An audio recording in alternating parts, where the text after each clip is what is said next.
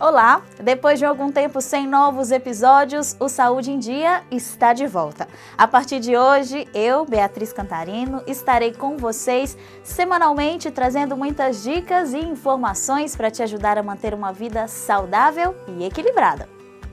E para marcar esse novo período do programa, nada melhor que falar sobre recomeços. Para abordar o assunto, eu conversei com a Flaviane Crespo, que após um diagnóstico de câncer, encontrou forças para lutar e hoje, como psicóloga, ajuda muitas pessoas a ter uma mente saudável.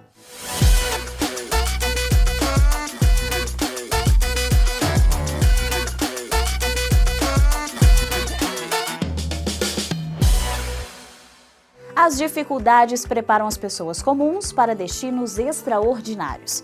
Essa é uma frase do escritor C.S. Lewis que representa muito bem a história da Flaviane. Em 2016 foi diagnosticada com câncer e mesmo diante de todos os tratamentos e das dificuldades em superar a doença, ela não desistiu de seus sonhos. Na época, Flaviane ainda era estudante de psicologia. Após se recuperar, ela se formou e hoje conta pra gente um pouco mais dessa lição de resiliência para prosseguir, recomeçar e se dedicar à saúde mental de muitas pessoas. Um recomeço, para mim, é uma nova oportunidade de você vivenciar a sua vida com uma nova perspectiva de vida, né? Com um novo olhar. Passei por uma dificuldade na minha saúde, uma enfermidade mais grave e com um prognóstico não tão positivo, né? Então, quando a gente se depara com uma situação dessa, a gente não tem escolha, né? Tem que recomeçar, tem que seguir adiante. E muitas das vezes, num primeiro momento, a gente acha que não vai dar conta, acha que não vai conseguir. Mas tem vários aspectos que podem e ajudam nessa nova trajetória, né? Nesse novo olhar.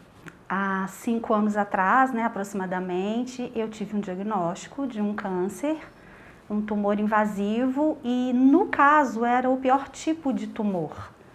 E eu sempre fui saudável, nunca tive pessoas muito próximas a mim, eu nunca lidei com câncer, nunca tinha lidado, né, com ninguém próximo.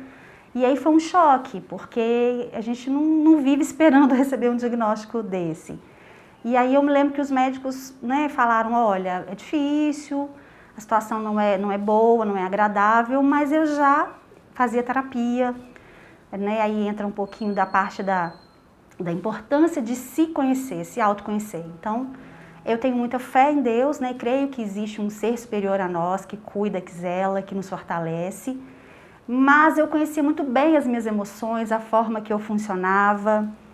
E aí, não digo que foi fácil, que eu estaria mentindo, mas quando a gente se conhece, sabe até que ponto a gente aguenta e quando a gente não aguenta, como pedir ajuda, a gente consegue passar de uma forma mais saudável. Foi o meu caso, né? Eu consegui fazer meu tratamento convencional, fiz rádio, químio, braquiterapia, que é um outro tipo de rádio, né? Para o tipo de tumor que eu tive, e deu tudo certo. Claro que a vida da gente pós-câncer, ela é diferente. Eu costumo dizer que eu sempre fui muito grata, né?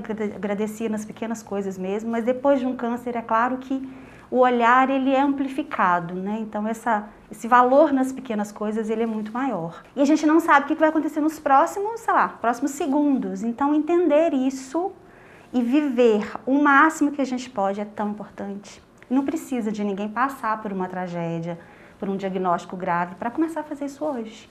Valorizar cada minuto da vida. Leva um tempo, né, gente? Claro, ninguém aceita um diagnóstico na hora que lê. Levei aí, acho que eu tirei um dia para chorar. No outro dia eu já comecei o processo de aceitação, que é um processo. Mas enfim, e no último dia eu me lembro que eu chorei muito, eu já sou muito chorona normalmente, né? Mas naquela ocasião eu chorei muito, porque eu me lembro que o último dia da minha rádio, eu queria muito comer feijão, gente. Eu não podia comer feijão porque eu fiz os 2 tratamentos. Então, a médica da químio liberava, a da rádio não liberava. Então, a alimentação foi mais restrita, né? Mas eu comia, enfim. E aí, eu estava na casa da minha irmã na ocasião, né? Fiz o tratamento fora daqui e tal. Aí, eu cheguei da rádio, o feijãozinho lá, novinho, né? Me esperando. Então, eu chorei muito. Eu lembro que foi algo muito importante. Né? Um feijão que a gente tem todo dia aí, Mas eu fiquei há quase 60 dias sem comer o feijão, então foi muito legal. Nesse dia eu comecei uma nova trajetória, que foi um olhar novo para essa nova vida, para esse recomeço. E eu continuo nesse caminho. Hoje mais madura, hoje mais grata ainda, né? Com novas perspectivas, mas com aquele mesmo olhar emocionado e grato do começo, né? Sabendo que eu sou privilegiada de ter tido a oportunidade de recomeçar enquanto muita gente não tem. Que é uma doença, infelizmente, muito cruel, né? Então eu sou muito grata. Continuo nesse caminho aí desse recomeço. Porque se eu não me conhecesse, se eu não soubesse como eu reagiria, sou ansiosa, gente, de natureza, né? E a gente entende na psicologia que a estrutura ansiosa é uma estrutura. Eu nasci assim, eu vou aprender a administrar, mas eu nunca vou deixar de ser ansiosa. Então pensa, para uma pessoa ansiosa, fazer 36 sessões de rádio, uma por dia, né? Para o ansioso, dá para fazer tudo de uma vez? A gente gostaria de ir lá e matar tudo. Não, não dá, você tem que vir hoje, aí voltar amanhã, enfim, né? Então imaginem, se eu não controlasse essa ansiedade, se eu não entendesse que uma a menos é uma a menos, né? De 36, fiz uma, ó, só tinha 35. Eu não focava nos 35, eu focava em menos umas. Então assim, sem a psicologia, né, sem a terapia que eu já fazia, sem o acompanhamento, sem esse autoconhecimento, eu não teria o sucesso que eu tive. Né? Claro que eu não posso esquecer da equipe médica, que me ajudou muito, uma equipe maravilhosa, extraordinária lá. Mas e a gente? E a nossa força?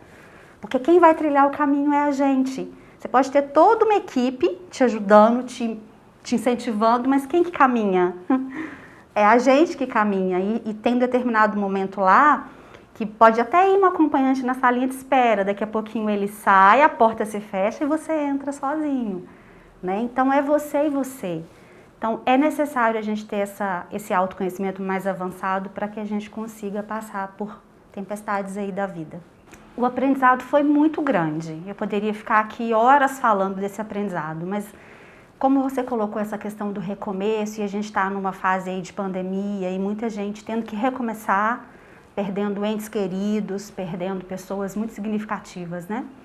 Então talvez entender esse recomeço. O que é recomeço, gente? Recomeço é recomeçar alguma coisa que já começou, ok? Não é o começo. Começo é coisa nova, tá tudo muito novo. Recomeçar é você seguir o mesmo caminho e provavelmente com alguma perda. Recomeço tem perda. Não sei se você perdeu, você viveu alguma tristeza, no caso um luto, que é o que a gente está vendo aqui na pandemia. Então pensa, recomeçar é continuar o seu caminho, mas sem alguma coisa importante.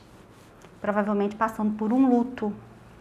Então, como fazer para passar, né? Talvez a autoaceitação é o primeiro ponto. Por quê? Se eu me aceito, eu mudo. Né? Carl Rogers, que é um psicólogo conhecido aí no nosso meio, né? A gente estuda muito ele fala isso, que é um paradoxo. Quando eu me conheço, eu mudo. Então, primeiro se aceitar, entender que tem um luto, entender que a sua vida não é igual era antes. Por exemplo, um filho que perdeu uma mãe, ele é órfão de mãe, ok? Então, nasce aí um bebezinho órfão de mãe.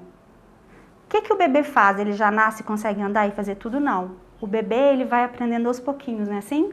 Não tem aquela fase do aprendizado?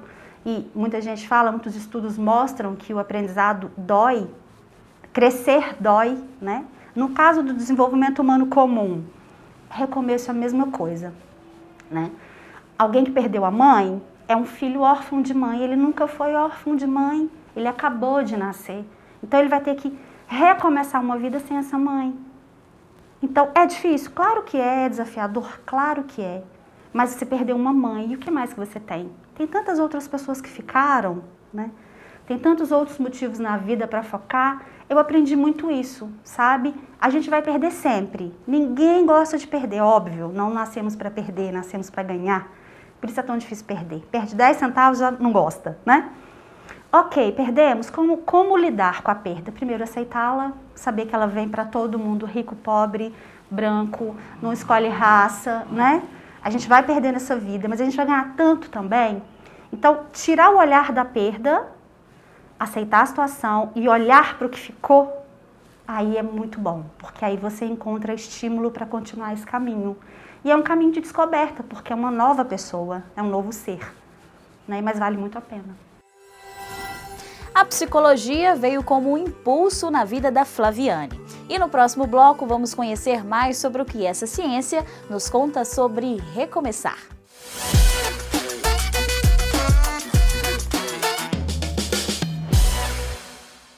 O Saúde em Dia está de volta.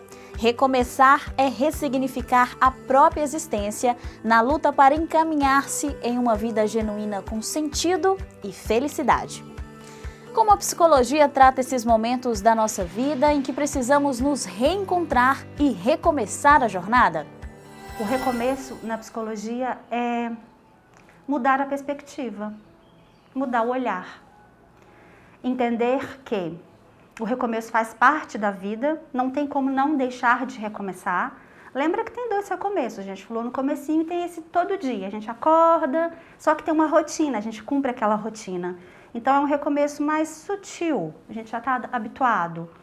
Mas quando há uma situação de significância maior, de uma perda, de uma tragédia, de algo muito doloroso que a gente enfrentou, tem gente que acha que nunca mais vai conseguir superar, né? E aí que a gente tem as depressões, os transtornos de ansiedade, síndrome do pânico e vários outros transtornos que acontecem. Mas o que a psicologia traz pra gente? Que essa aceitação, esse desenvolvimento de autoconfiança, de autocontrole e de mudança de percepção vai fazer toda a diferença. Vai fazer com que aquele indivíduo consiga entender que a vida ainda é vida, que ainda há esperança, apesar dessa perda que ele teve. Então a psicologia entra muito nessa questão aí de ressignificar, uma palavra que a gente usa tanto, né? Ressignificar aquela situação para mudar o olhar e enxergar uma perspectiva de futuro, mesmo que seja um futuro médio e longo prazo, mas há uma esperança. Então a psicologia trabalha muito nessa ressignificação. Ah, eu tô bem se acontecer uma coisa legal, então meu humor tá ótimo, aí eu sonho, eu planejo. Tá, mas se acontece algo ruim, aí eu me entrego. Não, aí eu não quero mais trabalhar, não quero mais viver. Ou seja, depende de um fator externo, eu tô muito vulnerável, né? Porque sempre vai acontecer algo ruim. E é exatamente isso, gente, de dentro para fora. É lá dentro. Por isso que eu falei da aceitação. Da aceitação e do autoconhecimento. Porque na hora que você se encontra com você e gosta do que você vê, ai, Flaviane, mas aí o autoconhecimento vai me trazer também os meus defeitos. Claro que vai, né? Mas vai te trazer as qualidades que você tem. E uma vez entendendo os seus defeitos, você vai tratar, você vai trabalhar para ser uma pessoa melhor. Mas o autoconhecimento, gente, traz também coisas boas, capacidades, forças, né? Potencialidades escondidinhas ali dentro da gente. Então, de dentro para fora, aí sim é possível você recomeçar com qualidade de vida. Terceirizar a felicidade, o bem-estar é perigosíssimo, porque o outro pode não estar aqui. Hoje ele está, me ama, amanhã ele pode escolher não me amar ou não conseguir me amar e eu não posso depositar no outro a responsabilidade que é minha. Quanta gente com luto aberto, né? Eu já tive pacientes, por exemplo, 5 anos com luto aberto, 6 anos com luto aberto. O que é um luto aberto? A pessoa já perdeu aquele ente querido, mas não elaborou o processo, né? Então, como se tivesse uma lacuna aberta ali ainda. E aí ela paralisa, porque a vida paralisa, você não consegue avançar. Aqueles que conseguem avançar, avançam adoecidos, né? Então, vamos falar aí de um relacionamento amoroso. Se o ciclo anterior não foi fechado, essa pessoa até recomeça um outro ciclo, mas ela já está começando adoecida. Ela levou alguma coisa daquele ciclo anterior e aí, gente, não dá muito certo. Não dá certo porque às vezes você perde uma grande oportunidade desse novo ciclo. Iria dar certo, iria dar tudo certo, mas você não encerrou. Então é muito importante encerrar. Não é tão simples encerrar, por isso existem os profissionais da área da saúde, psicólogos, psiquiatras, porque às vezes, no caso do luto, por exemplo, a pessoa entra em depressão profunda. Então é importante ela tomar um medicamento, um antidepressivo e tal. No caso de um luto ou de um ciclo não fechado na questão de relacionamento, que é o que mais a gente vê na clínica, né? As questões de relacionamento estão muito em alta, infelizmente. entender por que não encerrou. Então, uma ajuda psicológica ajuda muito, né? Um profissional ajudaria muito nesse contexto, porque às vezes a pessoa não entende. Já encerrou, mas eu não consigo encerrar? Eu estou aqui procrastinando, querendo dar o ponto e não consigo. Às vezes a outra pessoa já seguiu, né? Já está bem. Então, é importante encerrar o ciclo. É necessário para você ter um novo ciclo saudável. No caso de uma doença, que é o que a gente está falando de um recomeço, mesma coisa, pandemia, se as pessoas que estão nos vendo, né, perdeu alguém, perdeu um ente querido, ou perdeu um emprego, ou perdeu um projeto de vida, né? Tem que aceitar, né? É assim, o ideal é trabalhar essa aceitação, é de fato, aconteceu isso comigo, mas eu preciso encerrar esse ciclo aqui, começar um novo projeto, né? Tem gente que realmente perdeu empresa. Tá, tudo bem, vai fazer o quê? Ficar chorando pelo leite derramado? Minha mãe já dizia isso, né? Já derramou o leite, não adianta chorar, vamos limpar? Meio que assim, né? Mas claro que não é tão prático, porque nós estamos falando de estrutura emocional, não é tão simples, mas é um processo. Se você decidir encerrar esse ciclo e tentar buscar aí dentro de você o que está impedindo de encontrar, não conseguir, procura uma ajuda profissional, para você entender por que não foi fechado. E fechar. Fechou? Ok, aí sim você está livre para começar um novo ciclo. O que difere uma pessoa que tem muita coragem de uma que tem menos coragem? Aí é claro que a gente tem que levar em conta a história de vida de cada um, a personalidade de cada um, as experiências que cada um teve. Né? Hoje mesmo eu estava conversando com uma pessoa, ela falou assim, nossa, eu fui conversar com uma outra pessoa, ela desabafando comigo, e a pessoa em crise, e eu tô assim, nossa, ela não passou metade do que eu passei na vida e tá desse jeito. E a gente falando disso, que para essa pessoa que me contou era muito pouco. Ela tinha passado muito mais e estava bem, mas para aquela pessoa era a dor dela. Então eu sempre pergunto para os meus pacientes, para quem eu converso, qual que é a maior dor do mundo? É a sua, a minha. Pode ser uma dor no meu dedinho do pé. É minha, dá licença, é a minha dor. Então, a minha dor é essa, e um psicólogo ele tem que entender isso de um jeito assim, transparente como água, né?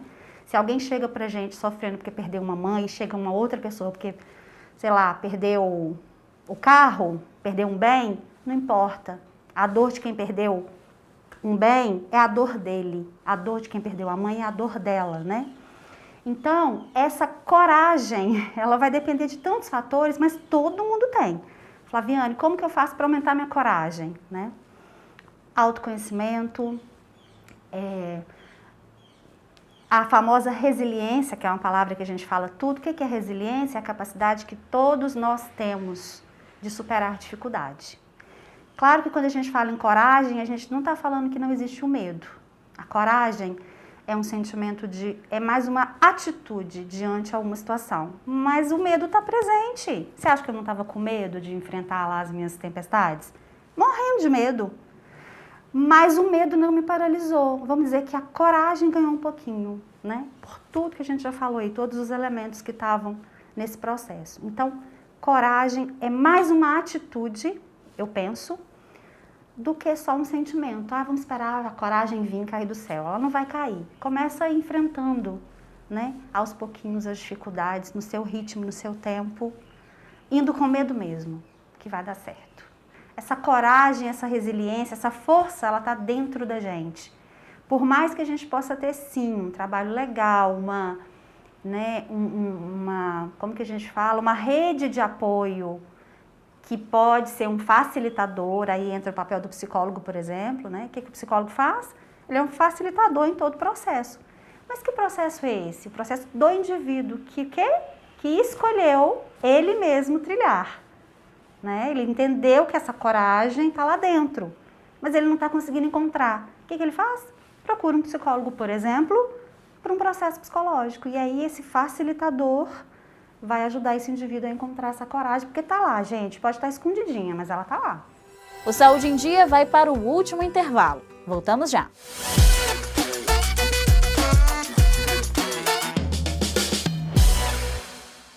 Para superar um momento difícil, o primeiro passo talvez seja o mais desafiador. A psicóloga Flaviane Crespo fala sobre como o ambiente externo pode influenciar para que possamos passar pelos momentos mais difíceis da nossa vida. Eu não sei se quem está assistindo aí a gente já viu aquele filme Divertidamente, já deixo aqui uma indicação bacana. É uma animação, mas é um filme mais também para adultos, eu digo, né? E ali retrata também, né, as emoções, a importância de cada sentimento humano.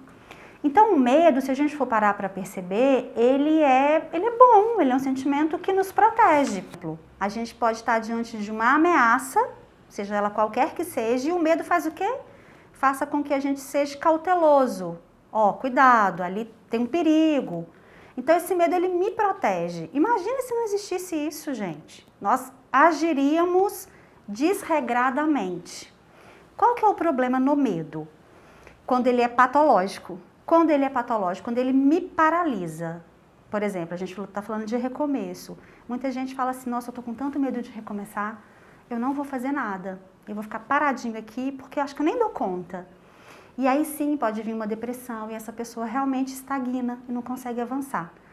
Então, quando esse medo, como é que a gente pode perceber se ele é um medo comum ou se é um medo patológico? Ele está me impedindo de fazer coisas que eu poderia fazer, que outras pessoas estão fazendo. Aí você precisa de uma ajuda, né? De uma ajuda de um profissional para entender por que esse medo está tão grande. Mas o medo não é um vilão. O medo, a tristeza, todas as nossas emoções e sentimentos são boas e ruins, depende da forma que a gente está levando, do grau daquela intensidade. Né? Tem gente que fala, eu não queria sentir raiva, mas é um sentimento natural, não queria sentir medo. É só saber administrar esse medo, ele não pode te paralisar. Ele pode ir com você para te proteger, como cautela, e não como um impedimento de você seguir sua vida. Nesse processo do medo, é muito interessante a gente lembrar que brigar com o medo não vai adiantar. Negar o medo, negar aquela situação. A gente chama muito de procrastinar, né? Mas nesse caso seria uma negação mesmo. Não vai funcionar. Por que não vai funcionar? Porque o processo de aceitação é o primeiro, né? Como a gente já falou lá atrás. Preciso aceitar que naquele momento eu estava com medo, eu estou com medo, e me tratar com amor. O acolhimento que a gente fala tanto é tão importante e é tão pouco usado. A gente acolhe o irmão, acolhe o amigo, às vezes acolhe até uma pessoa que a gente não gosta muito, mas ela tem sofrimento, a gente corre lá e acolhe, né? E o nosso acolhimento, às vezes, ele fica a desejar mesmo. E aí a gente está falando de amor próprio, a gente está falando de autoestima. São várias questões aí que estão incluídas nesse processo. E a gente fala tanto desse autocontrole, esse autoconhecimento, e pode ser que alguém está me perguntando, mas como é que eu faço isso? Eu já tentei, já avaliei, não dou conta, não consigo. Sei na teoria o que devo fazer e não consigo na prática. Então, toda vez que a gente percebe que tem uma situação na nossa vida que está agarrada, que não caminha e que ela está me causando qualquer tipo de prejuízo, é hora de procurar ajuda. E, às vezes, essa ajuda ela é tão pouca, né? Os processos são tão variáveis, tem pessoas que ficam um tempo maior, tem pessoas que ficam um tempo menor, tem pessoas que vêm por uma sessão, tem um insight. O que é insight? É aquela, entendi. E aí ele muda todo o rumo, todo o curso da vida dele, sabe? Parece que virou uma chavinha. Mas por que ele faz aqui no setting terapêutico? Porque lá na casa dele ele não estava conseguindo. É como se tivesse uma escuridão muito grande, a pessoa está ali procurando algo para se apoiar e não encontra. Né? E vem para um processo e tem uma clareza maior daqueles objetos ali, com aquela clareza ela fala, então é isso, olha, se eu trocar isso aqui eu resolvo. É o que a gente chama de insight. Então, às vezes são processos simples até, mas somente um profissional pode te ajudar, porque por tudo que a gente já sabe, porque estudou, porque tem um olhar imparcial. Uma outra coisa também, às vezes a pessoa não consegue enxergar porque ela está muito envolvida emocionalmente. Ela está tão acostumada com aquilo ali que ela não vê saída. Uma outra pessoa tem uma visão, distante. E aí essa pessoa pode ajudá-la, olha, se você fizer assim, né? Olha, tem aquela situação ali. E aí a pessoa vai conseguindo evoluir. O Saúde em Dia vai ficando por aqui. Acompanhe as nossas redes sociais e fique por dentro dos novos episódios. Até o próximo encontro.